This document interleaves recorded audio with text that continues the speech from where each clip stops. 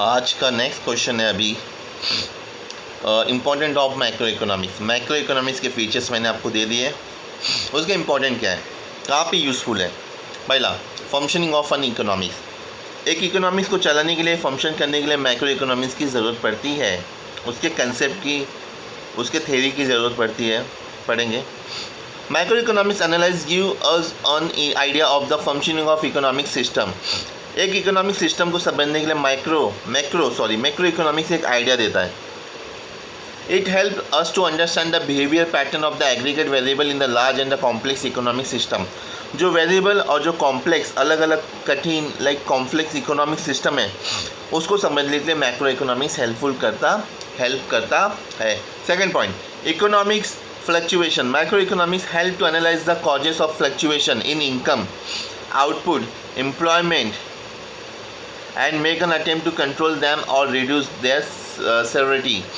एक इकोनॉमिक जो फ्लक्चुएट होता है, कभी इकोनॉमिक्स हाई कभी लो होता है, उसको कैसे हाई होता है, हाई करने के लिए पॉलिसी है, उस पर हम लोग स्टडी करते हैं। जब लो हो जाता है तो लो से वापस हाई करने के लिए पॉलिसी होता है, फ्लक्चुएट होता है, उसको हम लोग कंट्रोल कर सकते हैं। Third point, national income. Study of the macroeconomics had brought forward the immense importance of the study of the national income and the social account. Without the study of national income, it is not possible to formulate correct economics policy.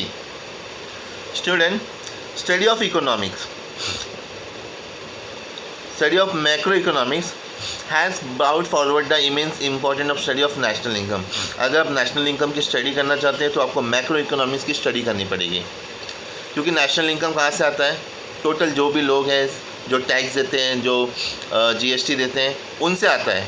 तो वो कौन है, वो total लोग है। Total लोग means macro economics, large, okay. तब जाके आप करेक्ट इकोनॉमिक पॉलिसी मालूम कर पाओगे। Next point, fourth point, economic development.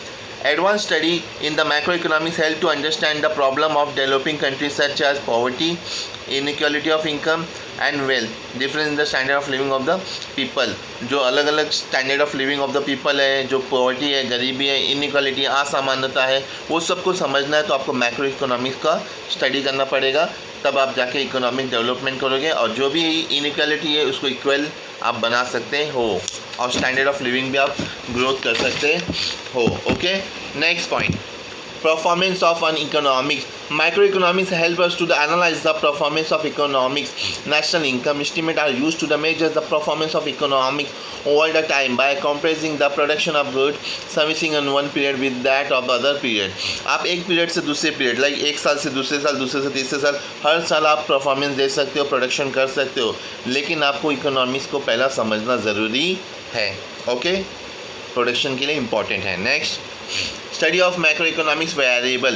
The understand the working of the economic, study of the macroeconomic variables are important. Main economic problem are related to the economics variables such as behavior of total income, output, general price level। अलग अलग जो total income है, total investment है, total unemployment है, उसको समझने के लिए आपको स्टडी करना पड़ेगा, okay. Last point, level of employment. Macroeconomics help to analyze the general level of employment and output in an economics। अलग अलग जो लेवल है, प्राइस को लेके, प्रोडक्ट के या जॉब एम्प्लॉयमेंट को लेके, हर एक लेवल को समझना ज़रूरी है। तो ये हमको मैक्रो इकोनॉमिक्स में मालूम पड़ेगा। Only 7 point, very easy point, you have to be read carefully. आपको अच्छे से समझना है और इसको पॉइंट याद करना है।